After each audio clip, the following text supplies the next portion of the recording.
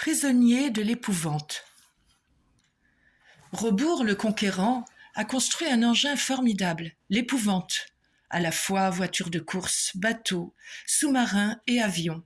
On disait à l'époque aviateur, qui lui permettra, pense-t-il, de devenir maître du monde.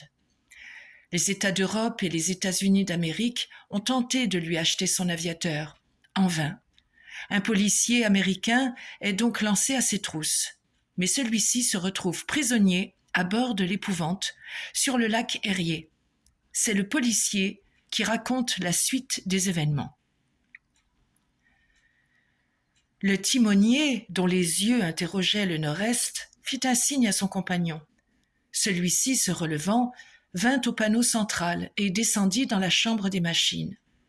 Presque aussitôt, le capitaine monta sur le pont et, rejoignant le timonier, s'entretint avec lui à voix basse. Celui-ci, la main tendue en direction de Buffalo, indiquait 2 points noirâtres qui se déplaçaient à 5 ou 6 miles par tribord de vent. Le capitaine regarda attentivement de ce côté, puis, haussant les épaules, il vint s'asseoir à l'arrière, sans modifier la marche de l'épouvante. Un quart d'heure après, je reconnus que 2 fumées se dessinaient dans le nord-est. Peu à peu, la forme des points s'accusa plus nettement.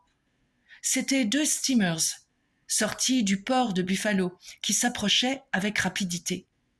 Soudain, j'eus la pensée que ces steamers étaient les destroyers dont m'avait parlé M. Ward, le chef de la police américaine, chargé depuis quelque temps de surveiller cette partie du lac, ceux-là même dont je pouvais réquisitionner le concours. Ces destroyers, d'un type récent, comptaient parmi les steamers les plus vite construits aux États-Unis. Mus par de puissantes machines au dernier degré de la perfection, leurs essais avaient obtenu 27 miles à l'heure. Il est vrai, l'épouvante possédait une marche très supérieure et, en tout cas, si serrée de trop près, la retraite eût paru impossible. Il lui suffirait de s'immerger et elle serait à l'abri de toute poursuite.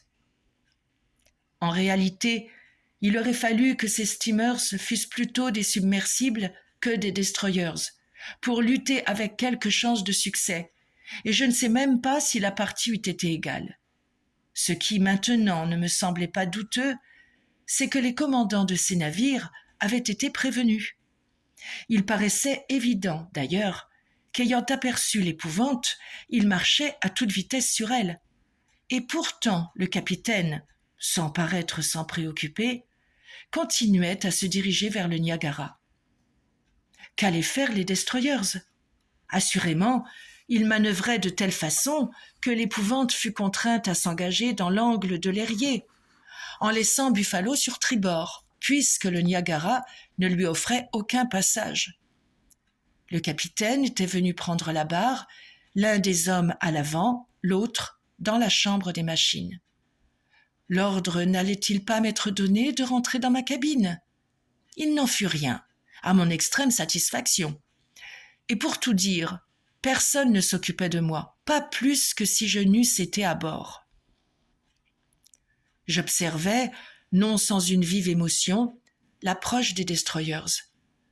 À moins de 2 miles à l'heure, ils évoluaient de manière à tenir l'épouvante entre 2 feux.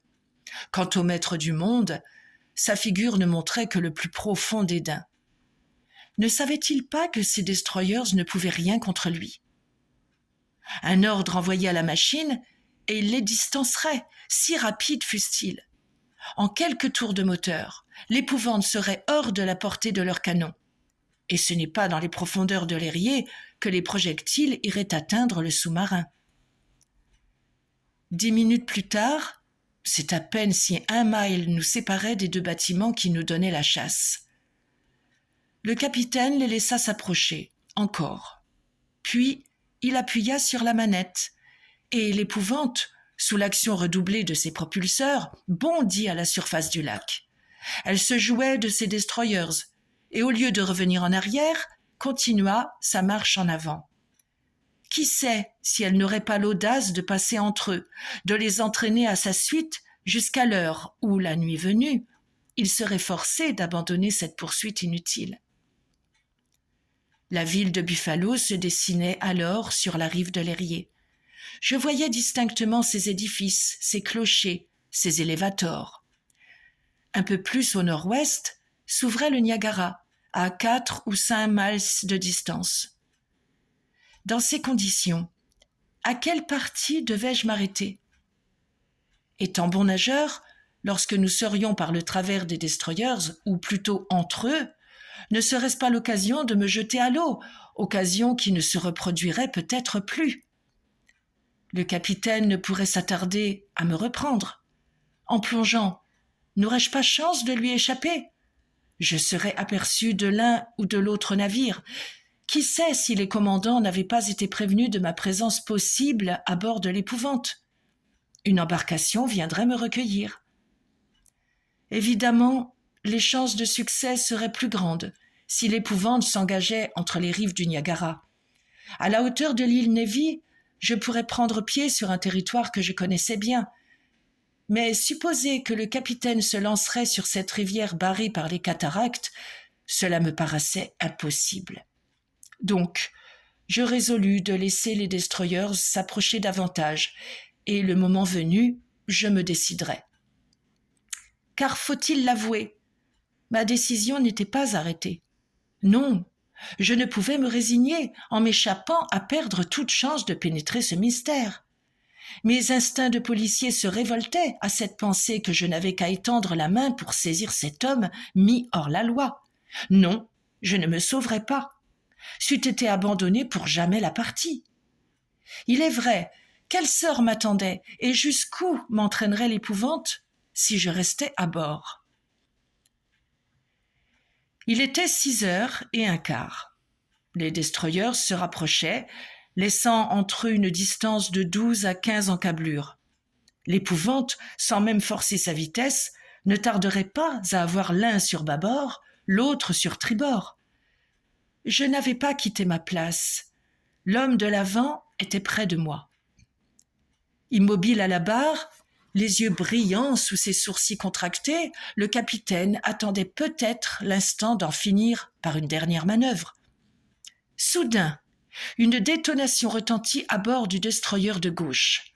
Un projectile, rasant la surface des eaux, passa sur l'avant de l'Épouvante et disparut à l'arrière du destroyer de droite. Je me redressai. Debout à mon côté, l'homme semblait guetter un signe du capitaine. Celui-ci ne tourna même pas la tête, et jamais je n'oublierai l'impression de mépris qui se peignait sur son visage. À l'instant, je fus poussé vers le panneau de ma cabine qui s'abattit sur moi, tandis que les autres panneaux se refermaient. À peine une minute s'écoula-t-elle avant que la plongée s'effectuât. Le sous-marin avait disparu sous les eaux du lac. D'autres coups de canon éclatèrent encore, dont le sourd fracas arriva jusqu'à mon oreille. Puis tout se tut. Une vague lueur arrivait par le hublot de ma cabine. L'appareil, sans roulis ni tangage, filait silencieusement à travers l'Erie. On voit avec quelle rapidité, avec quelle facilité aussi, s'était faite cette transformation de l'Épouvante, non moins rapide, non moins facile sans doute, lorsqu'il s'agissait de circuler sur les routes. Et maintenant, qu'allait faire le maître du monde ? Très probablement, il modifierait sa direction, à moins que l'Épouvante, après avoir touché terre, ne dût redevenir automobile. Mais à bien y réfléchir, je pensais qu'il rallierait plutôt l'ouest, dès qu'il aurait dépisté les destroyers, et regagnerait alors l'embouchure de Detroit River. L'immersion ne se prolongerait vraisemblablement que le temps nécessaire pour se mettre hors de portée des projectiles, et la nuit amènerait la fin de cette poursuite. Il n'en fut pas ainsi. À peine 10 minutes s'étaient-elles passées, qu'une certaine agitation se produisit à bord. Des paroles échangées dans la chambre des machines se faisaient entendre. Un bruit de mécanisme les accompagnait. Je crus comprendre qu'une avarie obligeait le submersible de revenir à la surface. Je ne me trompais pas. En un instant, la demi-obscurité de ma cabine s'imprégna de lumière. L'épouvante venait d'émerger. J'entendais marcher sur le pont, dont les panneaux se rouvrirent, même le mien. Le capitaine avait repris sa place à la barre, tandis que ces deux hommes étaient occupés à l'intérieur. Je regardais si les destroyers étaient en vue. Oui, à un quart de mille seulement. L'épouvante réaperçue, il lui donnait déjà la chasse, mais cette fois, ce fut dans la direction du Niagara. Je ne compris rien à cette manœuvre, je l'avoue. Engagé dans ce cul-de-sac, ne pouvant plus plonger par suite d'avaries, l'appareil trouverait sa route barrée par les destroyers lorsqu'il voudrait revenir en arrière. Chercherait-il donc à atterrir, à s'enfuir, sous la forme d'automobiles, soit à travers l'État de New York, soit à travers le territoire canadien? L'épouvante avait alors un demi-mille d'avance. Les destroyers la poursuivaient à toute vapeur, dans des conditions défavorables, il est vrai, pour l'atteindre avec leurs pièces de chasse. Elle se contentait de garder cette distance. Pourtant, il lui eût été facile de l'accroître et, à la nuit tombante, de revenir vers les parages de l'Ouest. Déjà Buffalo s'effaçait sur la droite et, un peu après 7 heures, apparut l'entrée du Niagara. S'il s'y engageait, sachant qu'il n'en pouvait plus sortir, le capitaine aurait perdu raison. Et au fait, n'était-il pas fou, celui qui se proclamait, qui se croyait maître du monde? Je le voyais là, calme, impassible, ne se retournant même pas pour observer les destroyers. Du reste, absolument déserte, cette partie du lac. Les navires à destination des bourgades situées sur les rives du Niagara n'étant pas nombreux, aucun ne se montrait. Pas même une chaloupe de pêche ne croisait la route de l'épouvante. En tout cas, si les deux destroyers la suivaient sur le Niagara, ils seraient bientôt contraints de stopper. Le Niagara s'ouvre entre la rive américaine et la rive canadienne. D'un côté Buffalo, de l'autre le fort Erie. Sa largeur, 3/4 de mille environ, diminue aux approches des chutes. Sa longueur, de l'Erie à l'Ontario, mesure une quinzaine de lieues, et c'est en coulant vers le nord qu'il déverse dans ce dernier lac les eaux des lacs supérieurs, Michigan et Huron. Une différence de 340 pieds existe entre l'Erie et l'Ontario.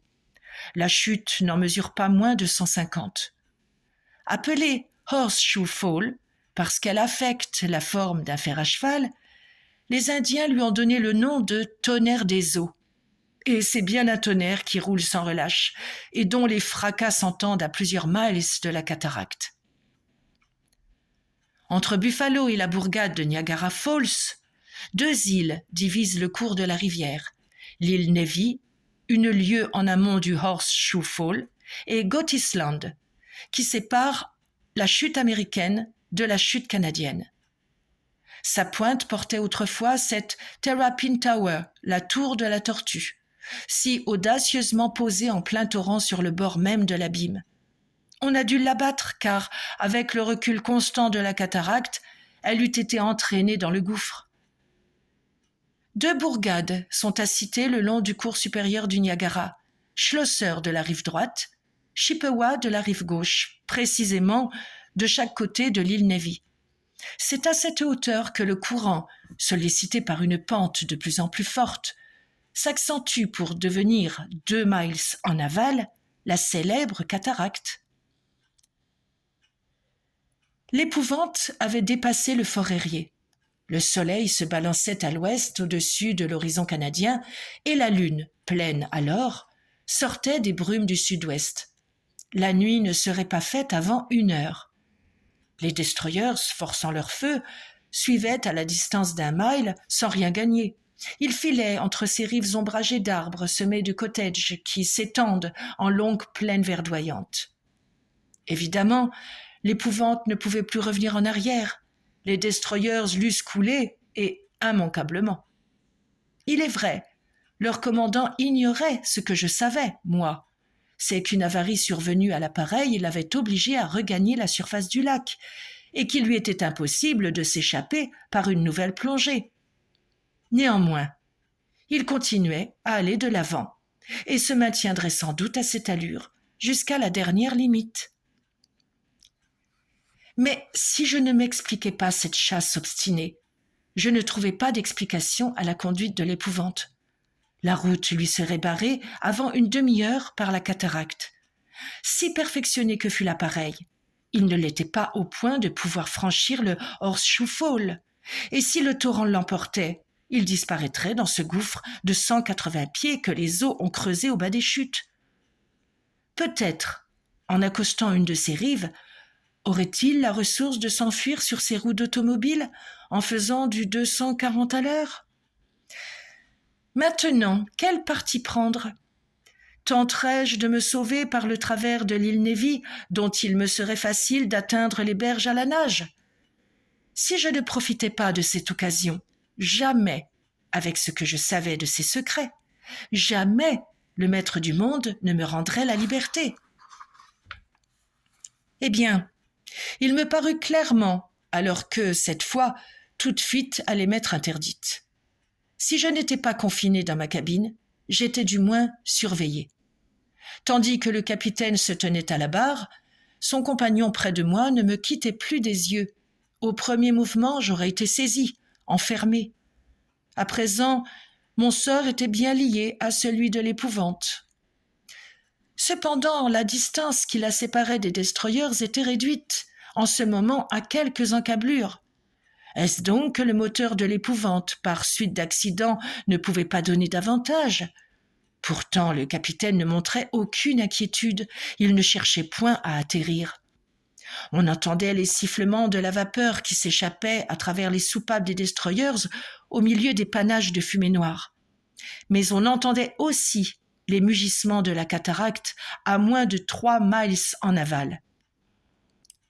L'épouvante filait par le bras gauche, le long de l'île Nevis, dont elle eut bientôt dépassé la pointe. Un quart d'heure après apparaissaient les premiers arbres de Gotisland. Le courant devenait de plus en plus rapide, et si l'épouvante ne voulait pas s'arrêter, les destroyers ne pourraient pas lui donner plus longtemps la chasse. Et s'il plaisait à ce capitaine maudit de s'engloutir dans les tourbillons du Horseshoe Fall, il ne le suivrait pas dans l'abîme.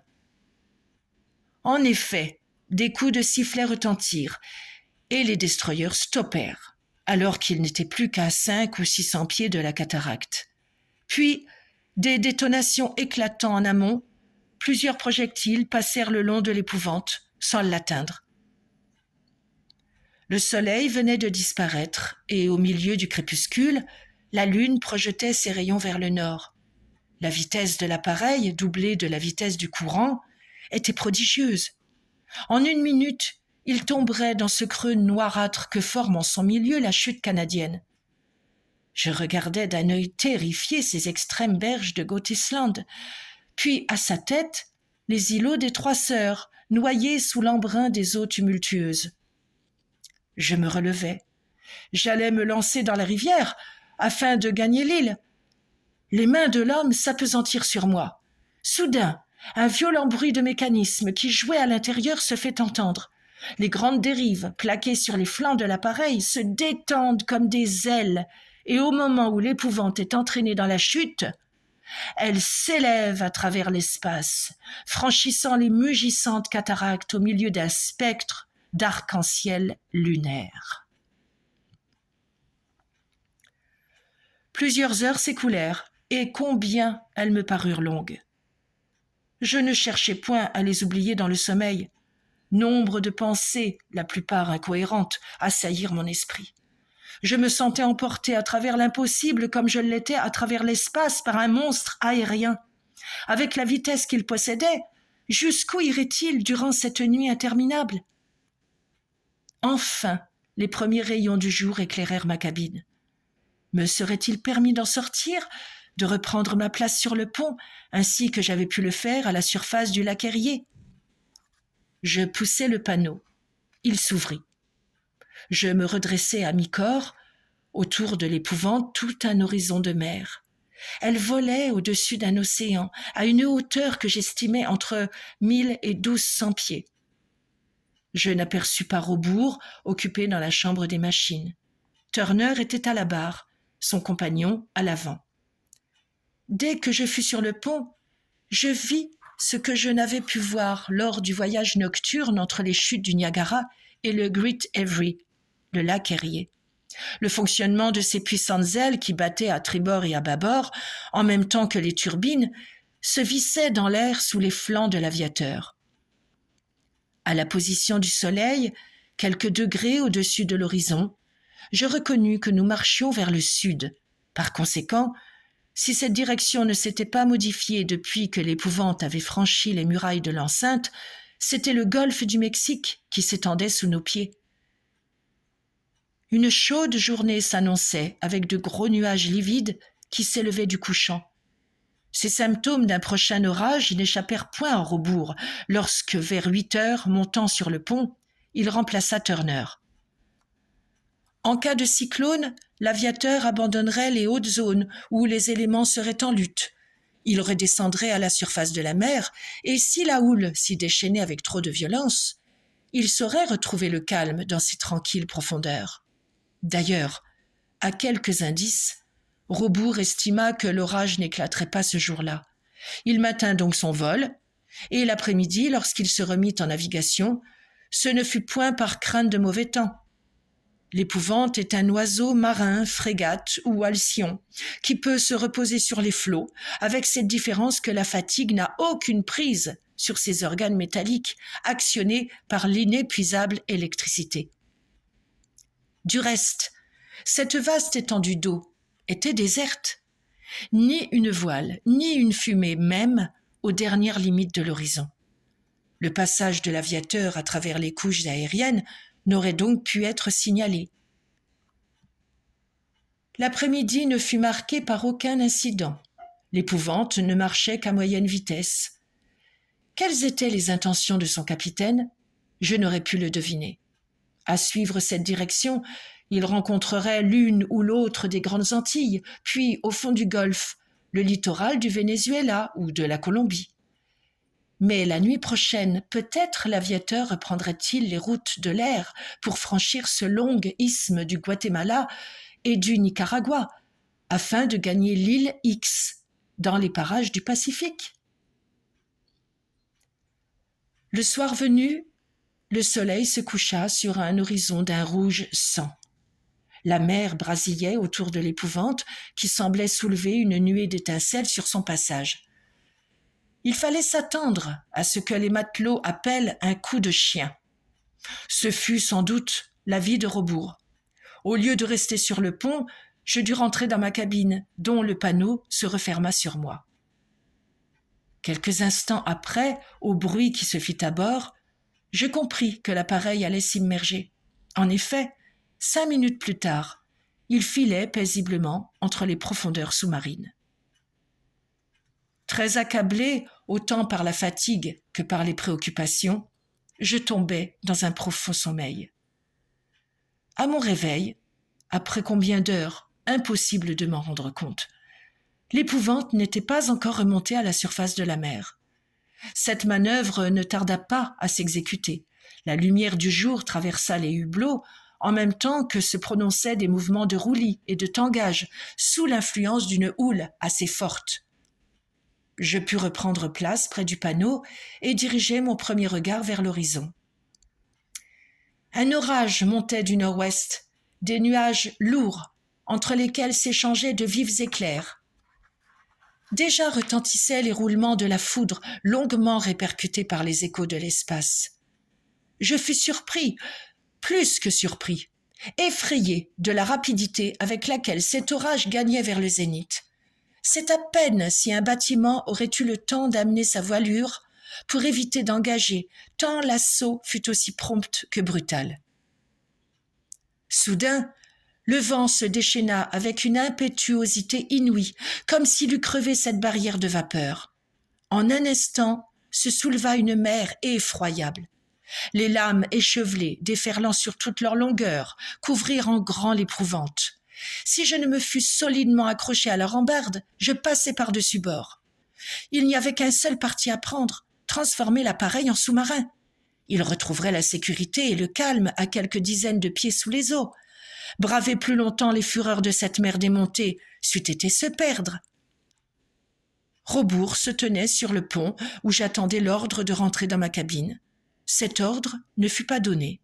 On ne fit même aucun préparatif pour l'immersion. L'œil plus ardent que jamais, impassible devant cet orage, le capitaine le regardait bien en face, comme pour le défier, sachant qu'il n'avait rien à craindre de lui. Encore fallait-il que l'épouvante plongeât sans perdre une minute, et Rebours ne semblait pas décidé à cette manœuvre. Non, il conservait son attitude hautaine en homme qui, dans son intraitable orgueil, se croyait au-dessus ou en dehors de l'humanité.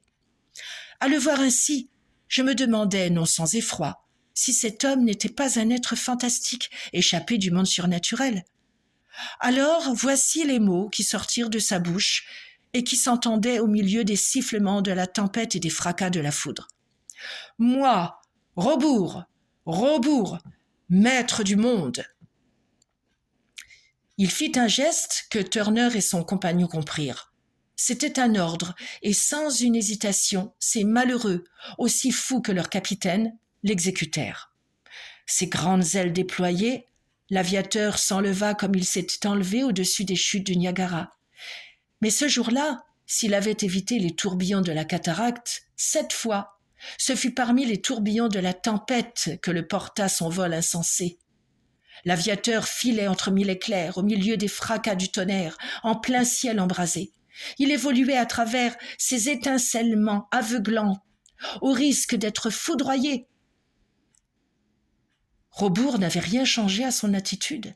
La barre d'une main, la manette du régulateur de l'autre, les ailes battant à se rompre, il poussait l'appareil au plus fort de l'orage, là où les décharges électriques s'échangeaient le plus violemment d'un nuage à l'autre. Il aurait fallu se précipiter sur ce fou, l'empêcher de jeter l'aviateur au cœur de cette fournaise aérienne. Il aurait fallu l'obliger à redescendre, à chercher sous les eaux un salut qui n'était plus possible ni à la surface de la mer, ni au sein des hautes zones atmosphériques. Là, il pourrait attendre en toute sécurité que cette effroyable lutte des éléments eût pris fin. Alors, tous mes instincts, toute ma passion du devoir de s'exaspérer en moi. Oui, c'était pure folie. Mais ne pas arrêter ce malfaiteur que mon pays avait mis hors la loi, qui menaçait le monde entier avec sa terrible invention, ne pas lui mettre la main au collet, ne pas le livrer à la justice. Étais-je ou n'étais-je pas Strock, inspecteur principal de la police?